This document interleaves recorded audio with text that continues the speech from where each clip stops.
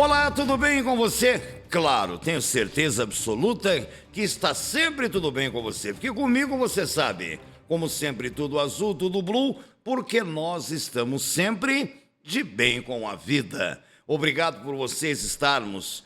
Obrigado, agradecemos antes de mais nada para Deus por estarmos juntos mais uma vez aqui. Obrigado a você, meu querido internauta, querida internauta, por estar mais uma vez visualizando, acessando o nosso canal do grupo, um dos nossos canais, é claro, do Grupo Metropolitana de Comunicação, para mais essa edição do Tributo, que está voando baixo. Tributo, conte a minha história. Eu sou André Pacheco e você me conhece, contando como sempre com a responsabilidade do Departamento de Jornalismo do Grupo Metropolitana de Comunicação, a apresentação do Tributo minha. Eu, André Marcos, que você já conhece, André Pacheco, André Marcos Pacheco, que é o meu nome completo. Mas para os mais íntimos e também para aqueles que não são íntimos, mas que já me conhecem como André Pacheco, aqui estou contando também com a supervisão e a chefia de reportagens do Enzo de Oliveira e a direção-geral do Danilo Teles. Hoje nós vamos lembrar de um homem que passou por essa terra com muito talento, o coração pulsando, a sensibilidade e a poesia em verso e prosa, em verso e prosa, não só no coração, como também na alma. Um poeta nato e que tinha na veia o sangue do próprio pai, que reinou como sanfoneiro por todo esse Brasilzão de Deus. Ele, a exemplo do pai, já partiu desse mundo há muito tempo, mas o trabalho dele ficou com um grande legado e as músicas dele se tornaram eternas, mais do que flashbacks. Ele deixou saudade e nos causa a sensação que parece que ele ainda vive fisicamente e que pode entrar por aquela porta lateral ali, ou atrás ou na frente, a qualquer momento. Porque ele viveu pouco, mas a sensação que nos causa era como se ele tivesse estado nesse mundo por muitos e muitos anos, porque o trabalho dele ficou eternizado. Nós vamos recordar aqui hoje Gonzaguinha, filho do velho sanfoneiro Luiz Gonzaga, que a velha guarda conheceu. Gonzaguinha se tornou independente na sua carreira para não viver na sombra do pai. Aliás, os dois não se davam. Pouca gente sabe desse detalhe. Mas o Gonzaguinha não falava a mesma língua que o velho. Os dois viviam brigando, discutindo, batendo boca. E num desses embates faltou pouco para saírem socos, tapas e pontapés. Mas no final da vida, um pouco antes de partirem desse mundo, cada um na sua respectiva época e na sua hora, porque nós temos a certeza que todos nós temos a nossa hora, pai e filho se reconciliaram. E perante um grande público num show no Rio de Janeiro. Gonzaguinha é o nosso homenageado de hoje, mas não viveu à sombra do pai, mas sempre foi muito ligado à imagem do velho sanfoneiro. Gonzaguinha, Luiz Gonzaga Júnior, nasceu no dia 24 de setembro de 1945 no Rio de Janeiro e partiu desse mundo em 29 de abril de 1991, num acidente de carro numa rodovia no estado do Paraná. Gonzaguinha, desde pequeno, tendo sido o primeiro filho do primeiro casamento do velho sanfoneiro Luiz Gonzaga, nasceu no Rio de Janeiro. O pai era natural de Exu, pequena cidade pertencente ao interior do estado de Pernambuco. Depois veio para o Rio de Janeiro e desbravou esse Brasilzão de Deus com aquela sua velha sanfona e aquele seu talento inigualável. Gonzaguinha nasceu, sendo o primeiro filho do primeiro casamento de Luiz Gonzaga, que acabou ficando viúvo, porque a mulher foi acometida de uma doença incurável na década de 1900, entre os anos 40 e 50, quando Gonzaguinha já tinha nascido em 1945, ainda criança. A mãe de Gonzaguinha, que era a primeira mulher de Luiz Gonzaga, acabou perecendo, vítima de uma doença considerada como incurável na ocasião, como eu disse. O velho Luiz Gonzaga andava o Brasil inteiro com seus shows, cantando Asa Branca, bateu asas no sertão, então eu disse adeus, Rosinha, guarda contigo meu coração. E entre esses, além desse sucesso, entre esses e outros grandes sucessos, o velho sanfoneiro não parava em casa. Tinha residência fixa no Rio de Janeiro, quando um dia resolveu deixar a zona rural de Exu, no interior de Pernambuco, para tentar a sorte no Rio de Janeiro, e conseguiu. Passou lá os seus momentos difíceis, mas destacou e conseguiu gravar muitos discos com muitas músicas de baião, que era a sua especialidade. Depois vieram outros ritmos também, misturados com forró e lambada, e por ali o velho decolou. Gonzaguinha nasceu já num berço privilegiado, porque o velho Luiz Gonzaga já tinha guardado uma boa grana, mas não parava em casa. Gonzaguinha foi criado praticamente com ausência do pai, que eram shows aqui, ali, acolá, e na época, hora de avião, hora de carro, para lá e para cá, e levava dois elementos a tiracolo com ele, um para tocar aquele triângulo e o outro com uma outra sanfoninha com um bombinho. Era um anão e um outro. Teve até um episódio engraçado que eu vou contar aqui, do velho sanfoneiro. Mas como nosso homenageado é o Gonzaguinha, mas, por mais que não queiramos, havia um elo, como se fosse um cordão que não se rompia entre o filho e o pai. E os dois não se davam. Gonzaguinha cresceu em berço esplêndido, mas se tornou um menino rebelde com a partida da mãe e com o segundo casamento do pai, que, como não parava em casa e vivia dando shows por todas as partes do país, às vezes o velho sanfoneiro ficava meses sem aparecer em casa no Rio de Janeiro. E o tempo passando e Gonzaguinha sendo criado pela sua madrasta. Ele se tornou um menino rebelde, um menino respondão, um menino bocudo, que ouvia uma da madrasta e retrucava 3, ouvia 4 e retrucava 8, a ponto de começar a apanhar, a tomar tapas na cara, chutes no traseiro e empurrões e puxões de cabelo e de orelhas, e trancado no quarto, que tinha aquele negócio chamado castigo na ocasião.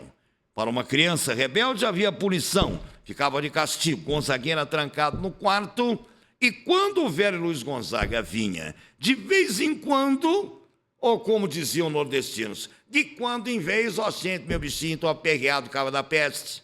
Quando o cabra, Luiz Gonzaga, o velho, aparecia em casa, ouvia o sermão da montanha da segunda mulher dele, que era a madrasta de Gonzaguinha, que era uma fã, inclusive, do velho sanfoneiro, e que ele contratou para trabalhar como secretária dele, e depois os dois se envolveram e se casaram.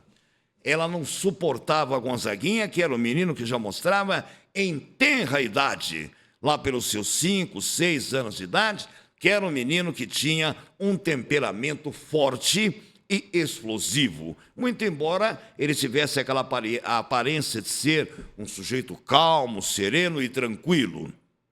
Mas Gonzaguinha era pavio curto e não levava desaforo para casa.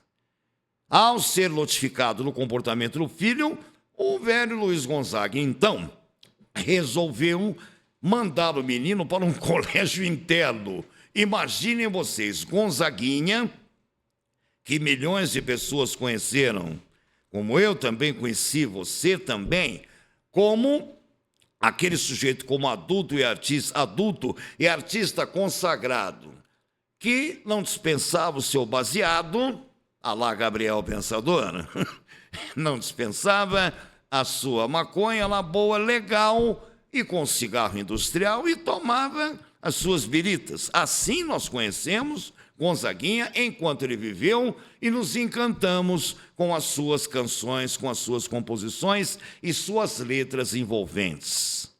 Um poeta nato puxou o pai. No colégio interno, Gonzaguinha começou a aprontar uma atrás da outra. Escondia objetos de colegas, que era uma espécie de um internato, um colégio interno.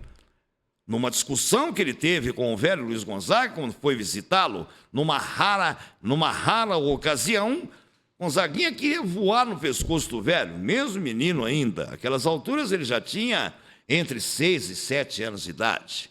Já estava em idade de entrar no grupo escolar, para depois chegar ao ginasial, ao colegial e seguir adiante, até depois resolver se ia fazer um curso superior ou não.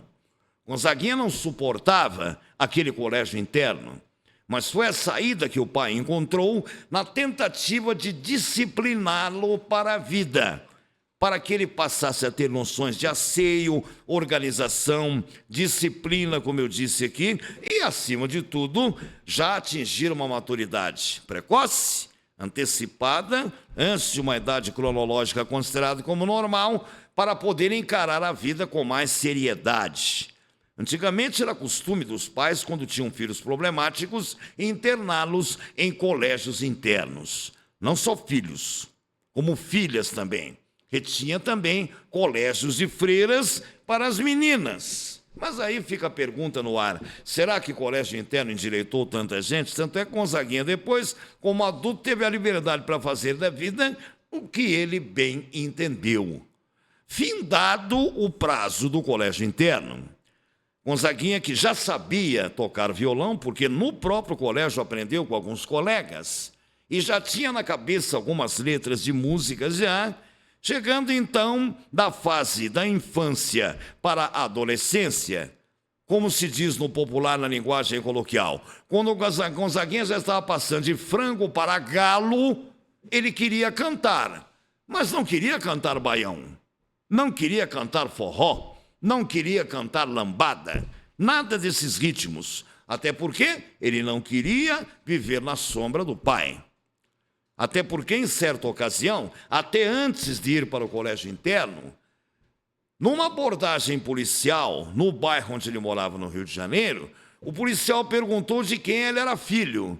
Ele disse que era filho do sanfoneiro Luiz Gonzaga, e o policial não acreditou e quis puni-lo, o levando para a delegacia. E lá ele jurou de pé junto, se dando socos e tapas na mesa, discutindo com o delegado como se fosse um adulto, e diz para o delegado: o senhor está me chamando de mentiroso? Eu sou filho do Luiz Gonzaga, o sanfoneiro. Todo mundo conhecia o sanfoneiro.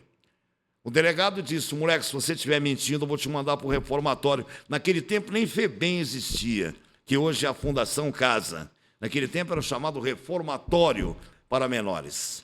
Mas ele tinha direito a um telefonema. Ali, ainda menino, ele já começou a adquirir o respeito das pessoas pela personalidade adulta que ele já tinha.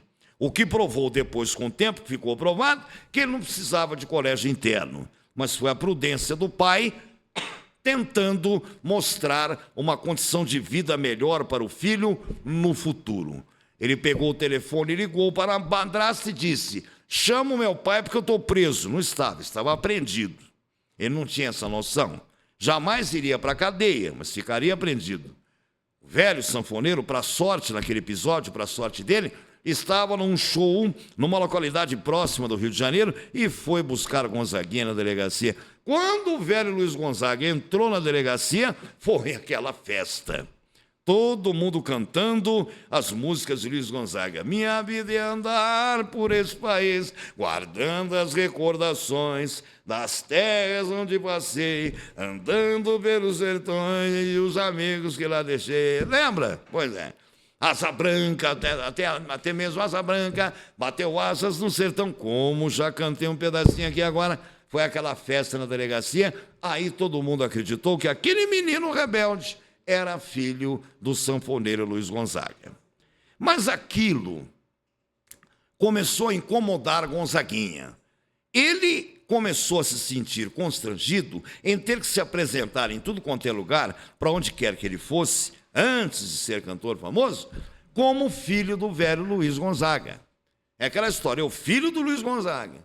Ele sabia que se ele continuasse vivendo na sombra do pai e não se libertasse, não se tornasse independente, qualquer atitude que ele tomasse, boa ou má, ia ser julgado por ser filho eternamente do velho Luiz Gonzaga, o sanfoneiro.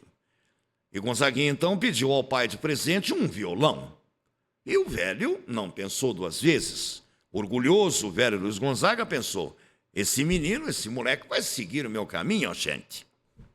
Hora que eu aposentar, ele segue adiante com o baião, segue adiante com o forró e também com a lambada, gente. Pensou assim o velho Luiz Gonzaga. Mal sabia ele que a praia de Gonzaguinha era outra em termos musicais. Ele deu o violão e Gonzaguinha, então, aprendendo o violão, foi crescendo, se tornou adulto, já não precisava mais se submeter às humilhações que tinha passado com a madrasta, e já àquelas alturas também, o segundo casamento de Luiz Gonzaga estava balançando o avião, mas acabou ficando com aquela que seria sua eterna companheira depois, e com ela ele teve mais filhos, além de Gonzaguinha. Gonzaguinha, então, começou a conhecer pessoas, fazer amigos no Rio de Janeiro, ia aos shows do Canecão, onde ali aquele point de encontro de muitos cantores que já eram consagrados na ocasião, como Caetano Veloso, Gilberto Gil, Maria Bethânia, Gal Costa.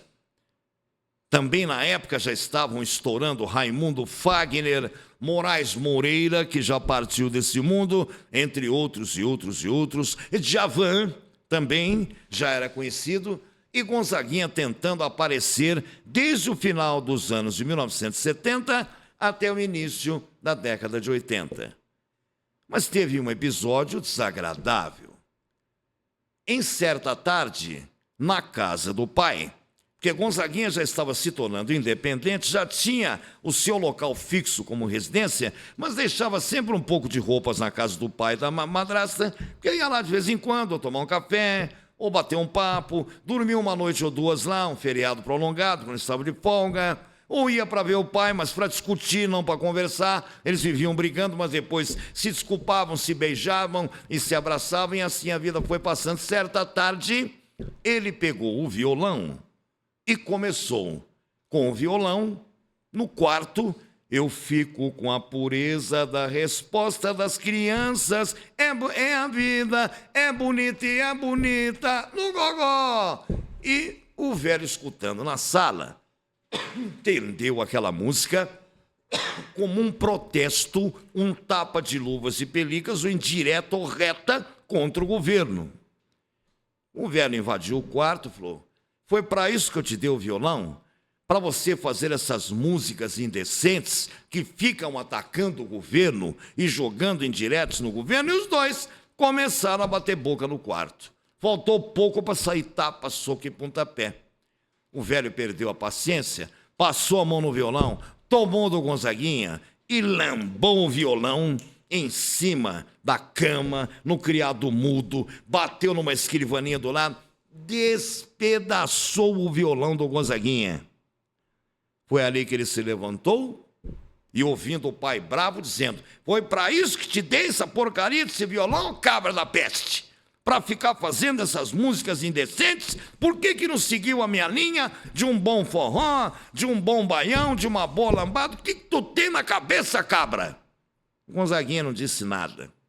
Levantou, pegou uma mochilinha que ele sempre carregava com poucas coisas, catou o resto das tralhas dele que tinham ficado naquela casa, pegou o violão todo despedaçado e saiu da casa sem dizer uma palavra a ninguém.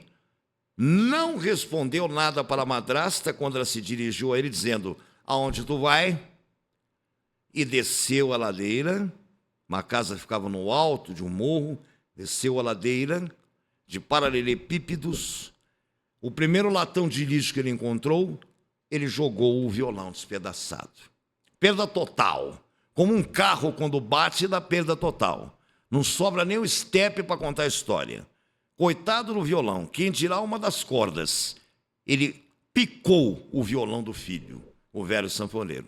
E Gonzaguinha desceu a ladeira e foi tratar da vida dele. E começou, então, nesses contatos com nomes consagrados da música popular brasileira, com esses sucessos como esse que eu cantei agora há pouco, um pedacinho, e que acabou estourando, fazendo com que milhões de cópias fossem vendidas em todo o Brasil, juntamente com outros também, outros grandes sucessos que acabaram dando um cala-boca no velho e também na própria crítica.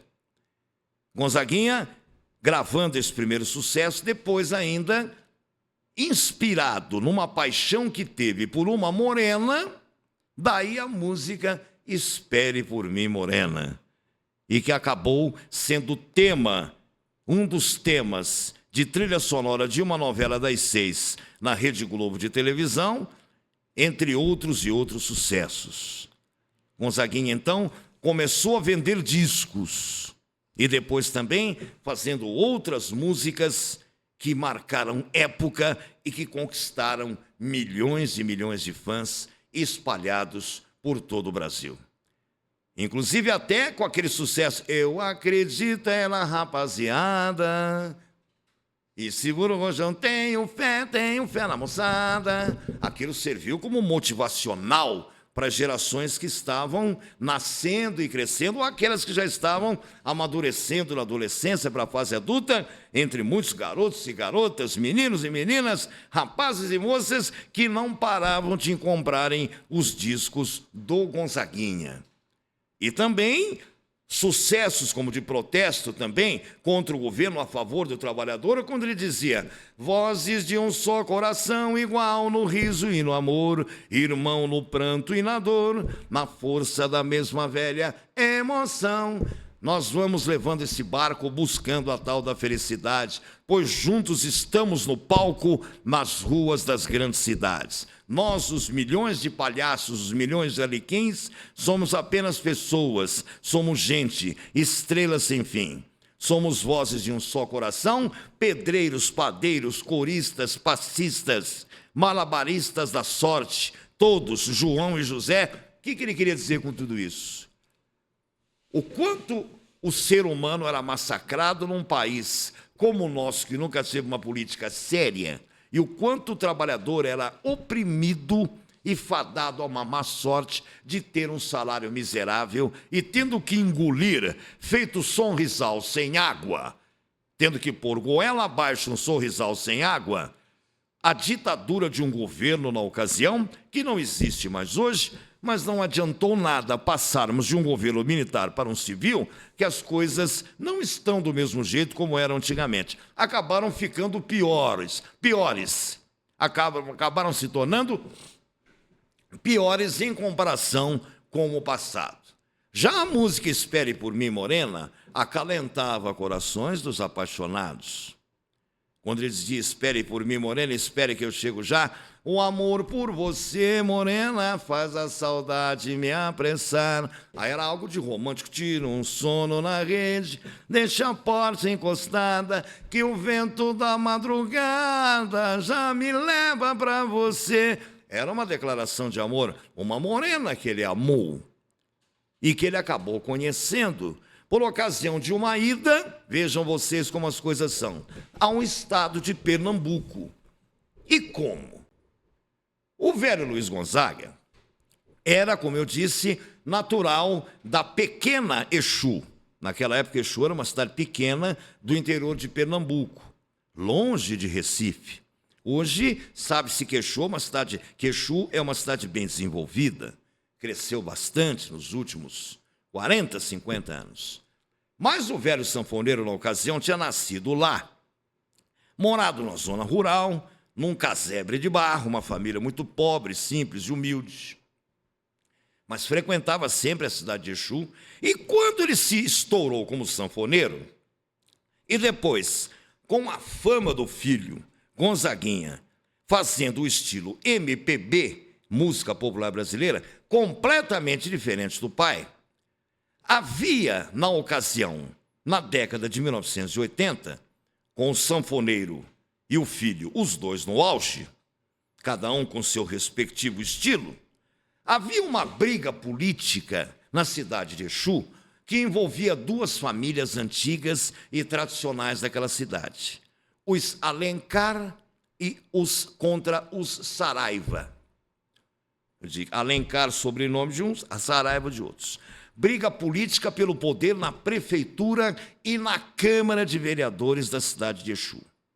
Uma guerra entre as duas famílias que tinha começado entre as décadas de 60 e os anos de 1970, onde as pessoas, 50 pessoas entre as duas famílias, 50, a estatística não mente, 50 pessoas entre as duas famílias foram assassinadas, tinham sido assassinadas até então, dos anos 70 até o final da década de 80, mais de 50 pessoas entre as duas famílias tinham sido assassinadas nessa guerra entre as duas famílias e o motivo era a briga pelo poder na cidade de Exu.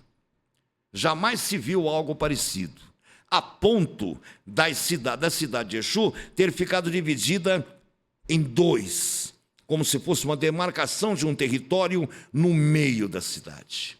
Do lado de cá, Alencar. Do lado de lá, Saraiva. E as outras famílias? O que tinham que ver com aquilo?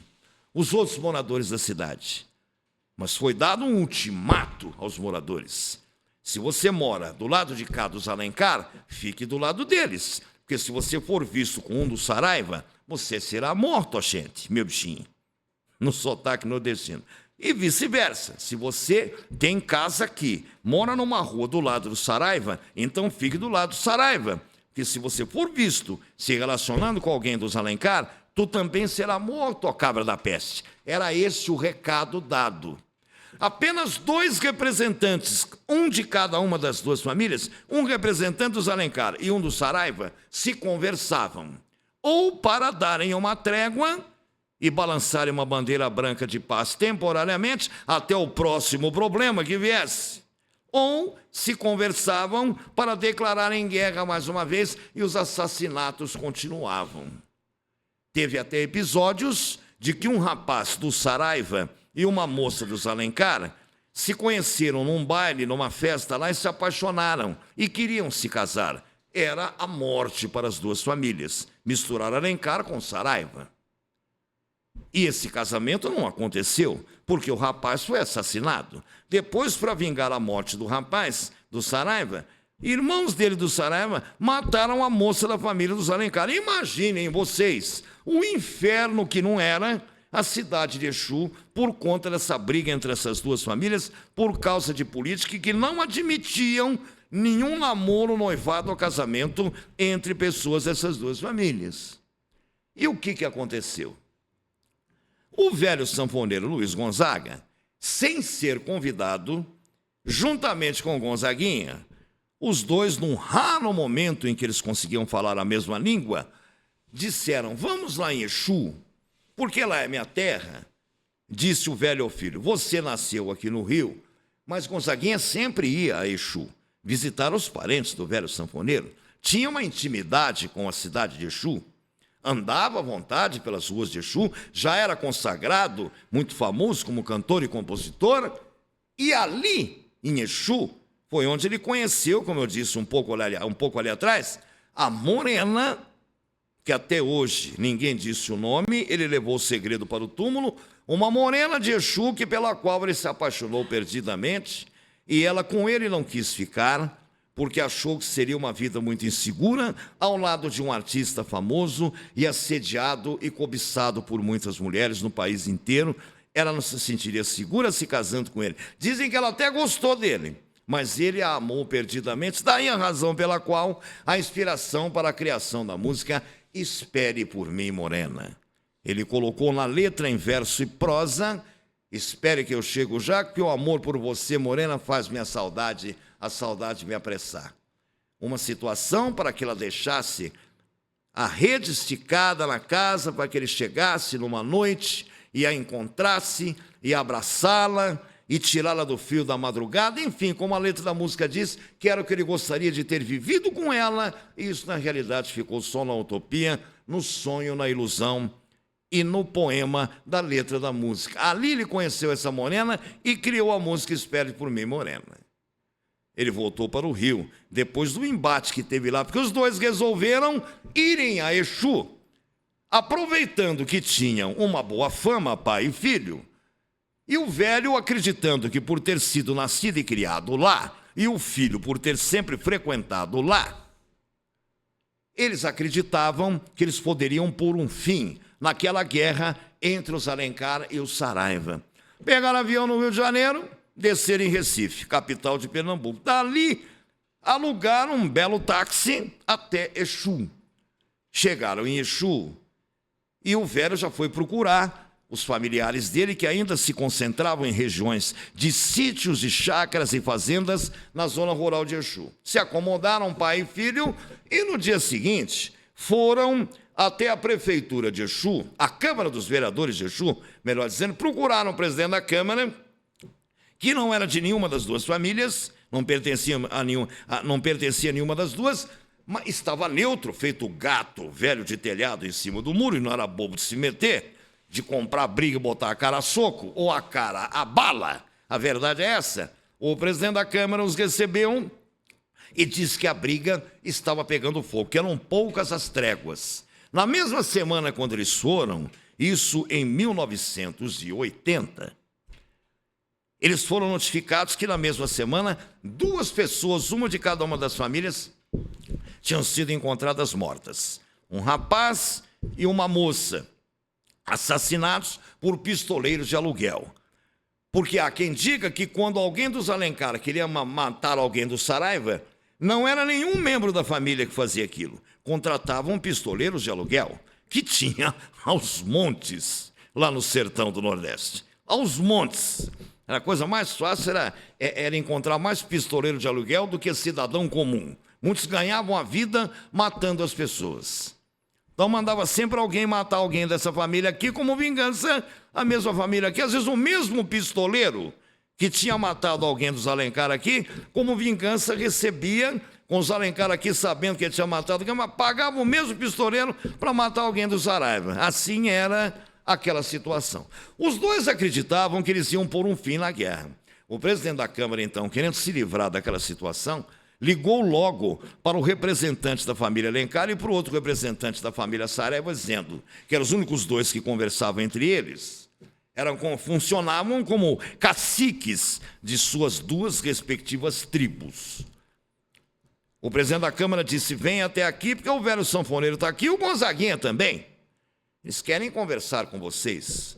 E lá foram os 2 representantes das 2 famílias para a Câmara, no gabinete do presidente, que se mandou a secretária: ó, serve um cafezinho, gente, uma aguinha, gente, meu bichinho, eu estou atrasado, cabra, porque eu tenho compromisso. Era bobo de ficar o presidente da Câmara? Se mandou. E cedeu o gabinete dele para que os 2 representantes das 2 famílias conversassem com o velho Luiz Gonzaga e com o Gonzaguinha. Quando eles abriram a boca para dizerem que tinham ido a Exu, não a passeio, e muito menos para matarem saudades de familiares, porque saudades de entes queridos você tem a vida inteira. Pode ser em qualquer época, em qualquer dia, qualquer ocasião, para você revê-los e abraçá-los e beijá-los. Mas eles disseram que não tinham ido para Exu com aquele objetivo. Pai e filho, velho sanfoneiro, e o Gonzaguinha, o poeta, disseram: viemos aqui para acabarmos com essa briga entre Alencar e Saraiva, tem que acabar isso e dar um selo de paz nisso aí, porque não é justo, está assustando a cidade inteira, a cidade está dividida, quem está de um lado não pode ir para o outro, não pode circular de carro, não pode comprar pão na padaria do outro lado, porque já é mal interpretado, daqui a pouco pessoas inocentes também estarão morrendo. Foi quando os 2 representantes disseram: vocês querem um conselho? Disseram para o velho: pega a tua sanfona e vai cantar o teu baião onde tu quiser, e você também com o seu violão, para você cantar em verso e prosa a sua morena que você se apaixonou, e os demais também, sucessos seus, e venham sempre aqui, que serão sempre bem-vindos, porque estamos orgulhosos em sabermos que um filho da nossa terra, que é o velho Gonzaga, e o filho dele, que também é muito, muito, muito querido aqui, muito embora tenha nascido no Rio de Janeiro, mas filho de peixe e peixinho somos orgulhosos dos 2, Era como se Gonzaguinha também fosse filho nascido em Exu. Sejam bem-vindos. Mas se vieram com esse objetivo, conselho de amigos, catem suas tralhas, voltem para Recife, peguem o primeiro avião e desapareçam daqui antes que nós mudemos de ideia. Porque se mudarmos de ideia, Luiz Gonzaga, tu ficarás sem a sua sanfona cabra e sem o seu chapéu de cangaceiro. E quanto a você, Gonzaguinha, mais um violão teu será arrepiado, porque já sabemos que um primeiro o seu pai mandou para a lata do lixo, numa briga de família. Eles entenderam o recado. Tipo assim, não tínhamos que meter o bico onde não tínhamos sido chamados. Sabe aquela história? Você vai botar a mão nessa cumbuca, você não sabe a mordida ou a ferroada que você vai levar. Aquela velha filosofia, então, do velho bombeiro que diz, tá pegando fogo ali? Deixa pegar fogo. Se ninguém te chamou para combater o incêndio, economiza a sua água na sua mangueira e deixa o incêndio queimar tudo. Não vá lá se você não for chamado. A velha filosofia do bombeiro prudente serve como lição de vida. Os dois para não serem tocados, os dois para não serem postos para fora de Exu, a toque de caixa, o que seria uma humilhação, pelo histórico do pai, por ter nascido lá, e pelo filho ter convivido sempre com a cidade. Os dois representantes das duas famílias, educadamente, então, pediram para que eles saíssem pela porta da frente, dando risada e conversando, para causarem uma ótima impressão para quem estivesse lá de fora da Câmara Municipal de Exu. E daí o velho olhou para o filho e disse, vamos embora daqui agora, gente. Não vou nem me despedir de meus parentes. Montaram no táxi, o mesmo táxi que os trouxe de Recife, o motorista se mandou até Recife, pegaram o primeiro avião para o Rio de Janeiro. Se mandaram, e para tratarem daquele assunto em Exu, nunca mais. Voltaram diversas vezes lá, mas não se meteram na confusão. Hoje, essa briga já não existe mais, porque nós estamos aqui reconstruindo, lá do fundo da memória, situações que se apresentaram entre os anos 60, 70 e 80. A briga entre as duas famílias de Exu durou mais de 30 anos. Hoje não existe mais, até porque, se tivesse prosseguido, não teria mais ninguém de um lado dos Alencar e muito menos alguém do lado do Saraiva, porque teriam matado todo mundo. Porque chegou um momento em que nenhuma das duas famílias conseguia colocar na prefeitura um representante, porque o próprio povo de Exu se revoltou com aquilo e, em votos de protesto, votavam sempre em candidatos alheios àquela briga e elegiam candidatos alheios àquela briga para não colocarem mais ninguém de nenhuma das duas famílias na prefeitura, e esse era o motivo da briga. Poder político acabou. Tirou o poder, acabou a guerra. Hoje sabe-se que até algumas pessoas de gerações que vieram depois se casaram entre eles, Alencar e Saraiva, e acabou a guerra. Isso virou uma história a ser contada, mais do que uma grande lenda, porque lenda é sempre o contrário do que é real. O lenda é aquilo que contaram, que disseram, mas que não viram. Então foi uma história. Gonzaguinha e Luiz Gonzaga voltaram para suas atividades. E Gonzaguinha continuou gravando seus discos e começou a dar shows no país inteiro. Já vinha dando desde a década de 80, já estávamos chegando aí no ano de 1989. Porque em 1981, depois de muitas brigas, muitos bate-bocas, muitas chacoalhões pelos colarinhos entre os dois, entre Luiz Gonzaga e Gonzaguinha, que não podiam se pilhar um na frente do outro sob o mesmo teto, que acabavam brigando, discutiam demais. A revolta que ele tinha, Gonzaguinha, mesmo depois de adulto, contra o pai, que praticamente deixou que ele fosse criado pela madrasta após a morte da mãe, havia aquele trauma dentro dele, e o velho tentando convencê-lo que não podia parar de fazer os shows, porque aquele era o ganha-pão dele. Luiz Gonzaga tentou convencer o filho, mas Gonzaguinha não entendia. Gonzaguinha, depois daquele colégio interno, como eu disse lá atrás, o pai ainda realizou um outro sonho dele. Ele tinha um sonho, ter um curso superior e fazer economia. E ele se formou em economia pela Universidade Federal do Rio de Janeiro, faculdade paga pelo velho. Mas ele deixou claro para o velho: eu quero me formar em economia por uma questão de realização pessoal, mas eu não vou exercer como economista, porque eu vou cantar, eu vou ganhar a vida com a música como você ganhou, falou para o pai. E não viverei na sua sombra, eu tenho o meu estilo musical. E numa das discussões ele disse: você já me quebrou um violão, os meus sucessos estão aí, já estão conhecidos no país inteiro. Só se você for muito cara de pau ou desnaturado de querer quebrar o meu segundo violão ou quebrar a minha cara por ser contra as músicas que eu gravo. O meu estilo é MPB, é música popular brasileira. Mas eu te ensinei a tocar sanfona, cabra, o filho disse. Ensinou. Isso me ajuda nos meus sons, nos meus shows, nos meus instrumentais e com a minha equipe. Porque ele tinha equipe dele também, que eu acompanhava nos shows. Mas eu sou de música popular brasileira, de MPB. Se você não gosta, não me enche o saco, dizia Gonzaguinha para o pai. E não foi nenhum e nem dois bate-bocas, foram trocentos bate-bocas. Depois de muitas discussões, numa tarde no mês de julho de 1981, Gonzaguinha estava esperando a data marcada, agendada para um grande show que ele ia dar no Canecão, no Rio de Janeiro. Um show dele, Gonzaguinha, consagradíssimo como cantor de MPB. Ele resolveu procurar o pai, que já estava àquelas alturas, entre 81 e 82, praticamente aposentado do baião, do forró e também da lambada. Mais o baião. Porque era um ritmo musical, juntamente com o forró, mas o baião já estava ficando de lado, porque outros gêneros musicais estavam aparecendo. O velho já estava aposentado. Não ficou no miserê, mas também ganhou muito dinheiro no auge e gastou muito. Mas não terminou a vida milionária, mas ficou mais ou menos estabilizado. E já com outros filhos, o segundo casamento. Gonzaguinha resolveu procurá-lo numa tarde, lá na região rural de Exu, porque quando o velho queria refletir, pensar na vida, como se parasse o relógio do tempo, o velho se mandava para o sertão do Nordeste, o sertão de Pernambuco. A casa de barro onde ele tinha morado na infância, onde os pais morreram, inclusive, com idades avançadas, ficou conservada lá, e por lá o velho passava horas e horas. E ficava debaixo de uma árvore, onde recordava tudo que tinha vivido e fazia uma reminiscência de toda a sua carreira. E numa dessas tardes, o velho foi surpreendido pela visita do filho.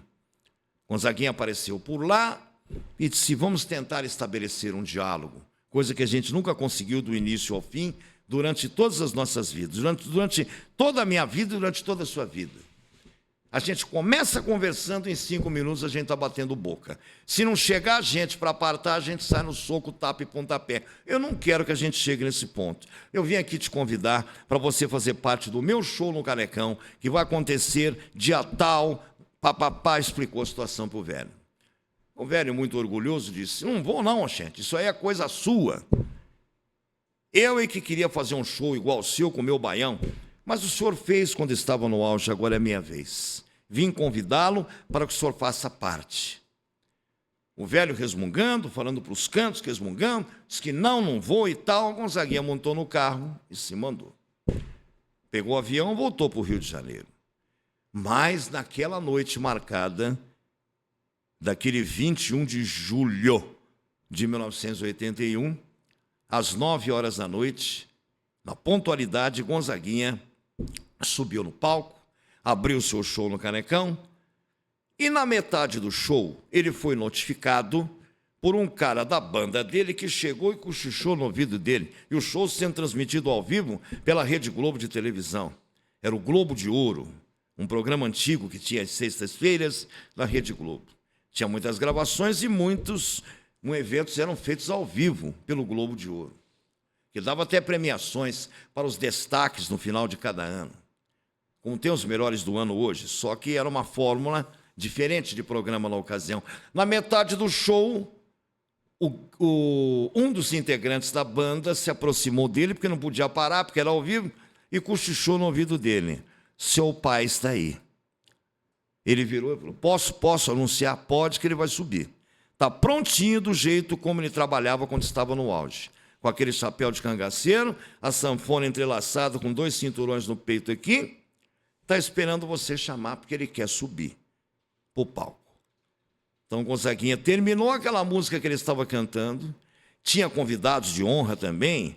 Gal Costa esteve lá naquela noite, Maria Bethânia, Raimundo Fagner, Moraes Moreira, Edjavan, entre outros e outros grandes talentos da música popular brasileira, para engrossarem mais ainda o bando do show.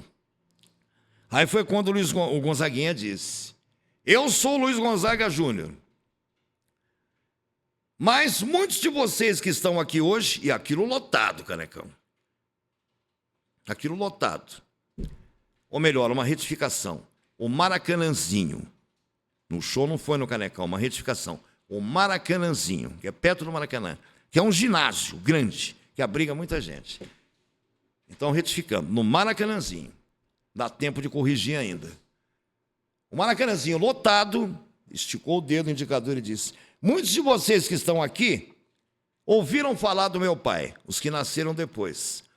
E muitos que também estão aqui, e que também estão aqui porque gostam do meu trabalho, mas também viram o meu pai. E terão o prazer hoje de vê-lo novamente. E os que não viram, verão pela primeira vez. Eu estou recebendo aqui hoje, com muito orgulho e muita alegria no coração, o meu pai, o velho sanfoneiro Luiz Gonzaga. Entrou o sanfoneiro no palco e o Maracanãzinho veio abaixo. Aplausos e mais aplausos, e a Globo transmitindo ao vivo e mostrando aquela cena que entrou para a história. Pela primeira vez numa vida inteira, pai e filho se abraçaram e aos prantos e soluços, num choro que ficou sufocado no peito do velho e no do filho pelas brigas e desencontros, ali pai e filho se reconciliaram. Aquele abraço foi mais do que um desabafo. Foi um pedido de perdão mútuo, um pedido de desculpas de coração aberto de um para com o outro, porque a partir dali, os dois, a partir daquele instante, daquele momento, os dois começaram a se entender e passaram a se respeitar. Passado aquele grande momento de emoção, um abraço que durou cerca de 4 ou 5 minutos, e ambos chorando, as câmeras mostrando, ora o Gonzaguinha chorando, ora o pai chorando, ora o pai chorando, precisou até tirar o chapéu do cangaceiro para não derrubar. Depois daquele forte momento, aquela emoção que mexeu com o Brasil inteiro, todo mundo assistindo a Globo, e aqueles que estavam no Maracanãzinho, o velho Luiz Gonzaga pediu ao filho a permissão para algumas palavras, ou um dedo de prosa, como eles dizem, no microfone. Ele disse: houve um tempo em que eu não entendia as suas músicas, mas hoje eu gosto muito das suas músicas. Eu não estou dizendo isso para agradar você, porque você é meu filho, ó gente. É que eu demorei para entender a sua mensagem, o que você queria dizer com as suas músicas. E esse ritmo que tu chama de MPB, música popular brasileira, a minha música também era popular, porque o baião é popular, mas o jeito que tu e a tua geração canta, aí o velho se referiu também aos colegas, né? Os outros cantores, que tinham estilos, cada um com seu estilo, mas mantendo aquele segmento musical. Ele disse: o jeito que tu canta e seus colegas cantam acabaram com o tempo me encantando. Mas eu gosto do jeito que tu leva e tu lida com as letras que tu faz.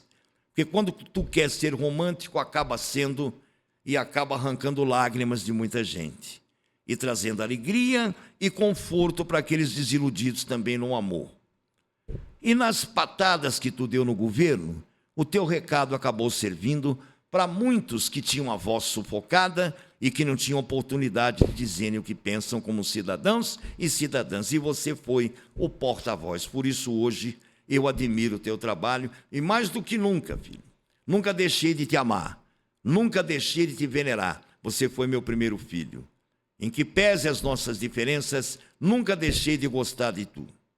Foi quando o Gonzaguinha, chorando, pegou o microfone e disse: faço minhas as suas palavras, meu pai. A partir de hoje, Deus vai permitir que nós consigamos viver um pouco mais em paz. Isso em 1981.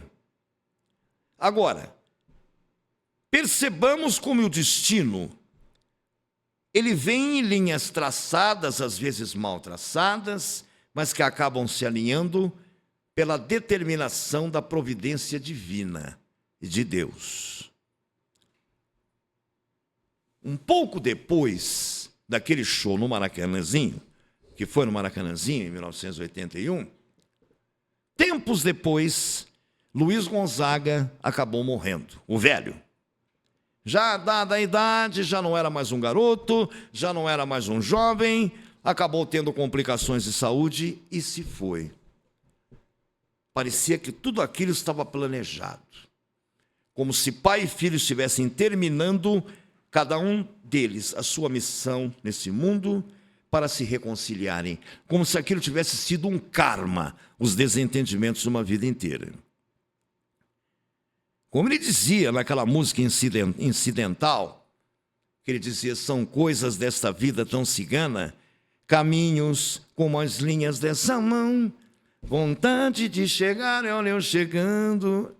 Já dava a entender, já depois a música incidentalmente falando, música incidental, emendando com Espere por Mim, Morena, mas na abertura, quando ele dizia, era como se ele desse um recado na condição de representante de Deus, como se Deus dissesse, aqui terminam suas missões, terminam os seus karmas, termina esse ciclo e inicia-se um novo ciclo na vida espiritual.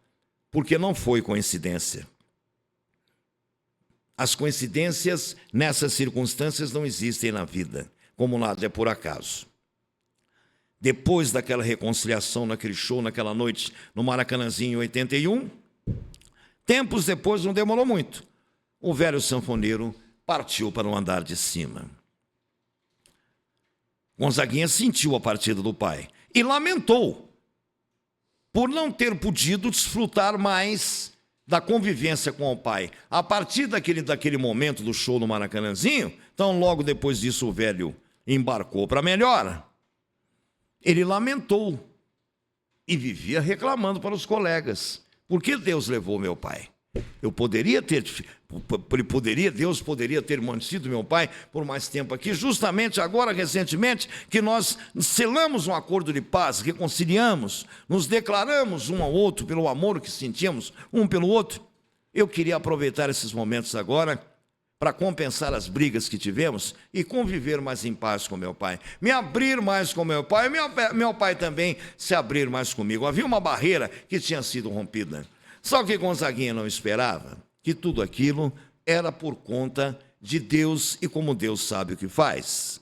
Depois da reconciliação no show no Maracanãzinho, o velho partiu para andar de cima. Mas não demorou muito. Tempos depois,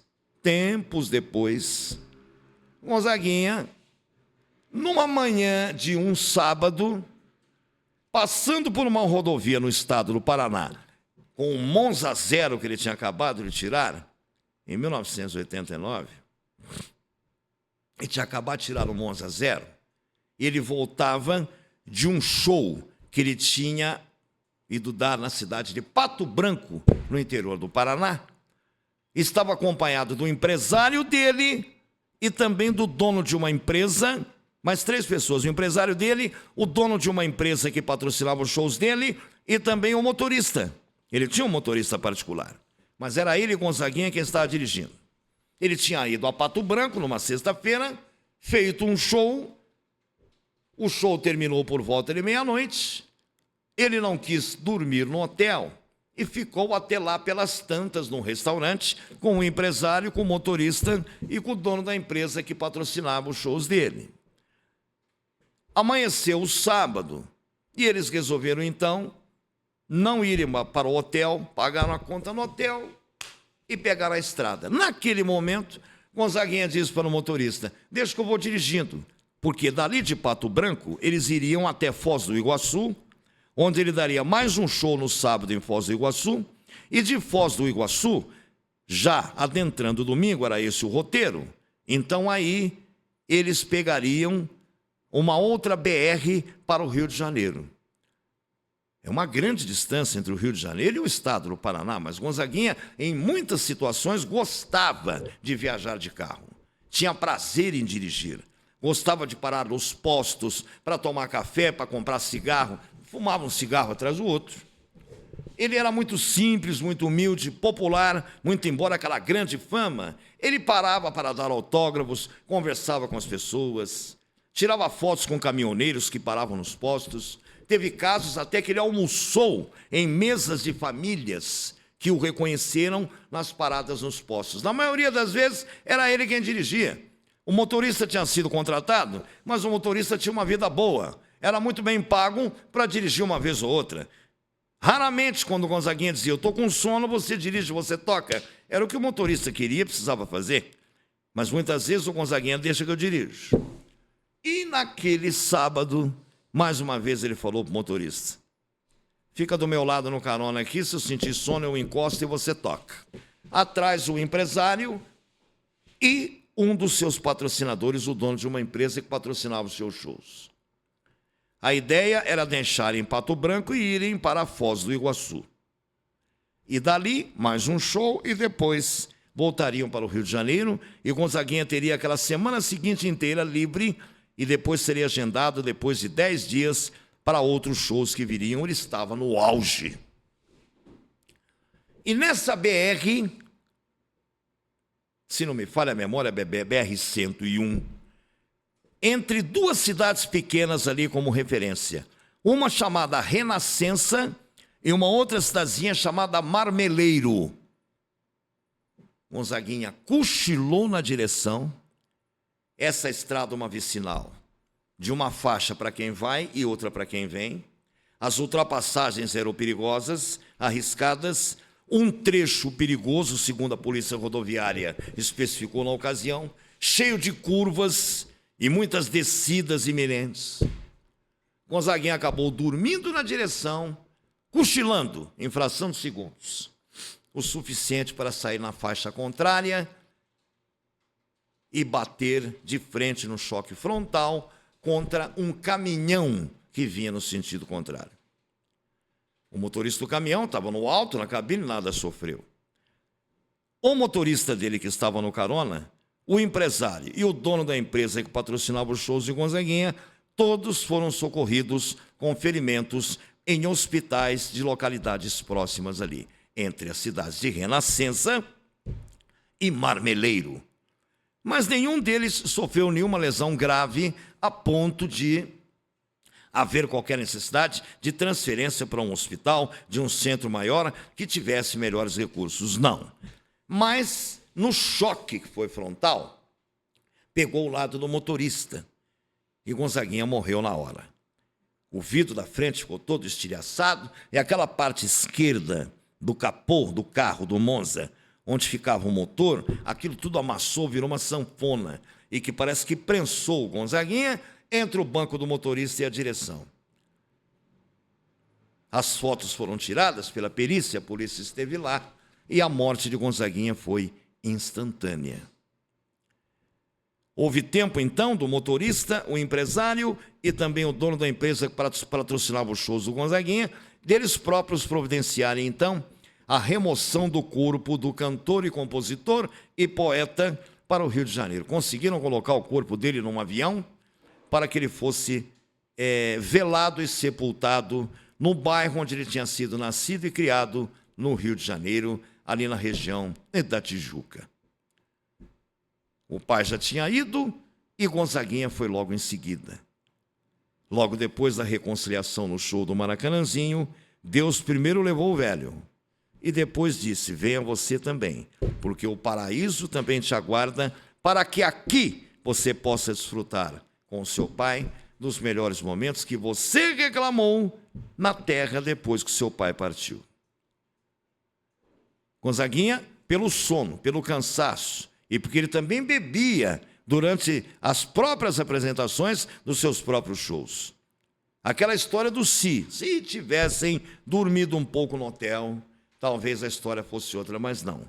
Nada é por acaso. Como não cai uma folha de uma árvore sem o consentimento de Deus, e nem tão menos um fio de cabelo da sua cabeça, sem o consentimento de Deus, ali tinha chegado a hora de Gonzaguinha. Cada um parte desse mundo de um jeito. E o jeito que Deus encontrou de levar Gonzaguinha para o seu reino, com certeza para fazer companhia ao velho sanfoneiro, foi naquele acidente. O Monza era zero, fazia uma semana que ele tinha comprado aquele automóvel.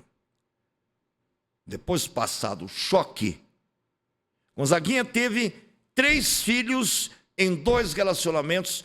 Na primeira vez um casamento, e a segunda vez uma união estável, com 2 mulheres, nenhuma delas foi famosa, nenhuma das 2 pertencia ao meio artístico.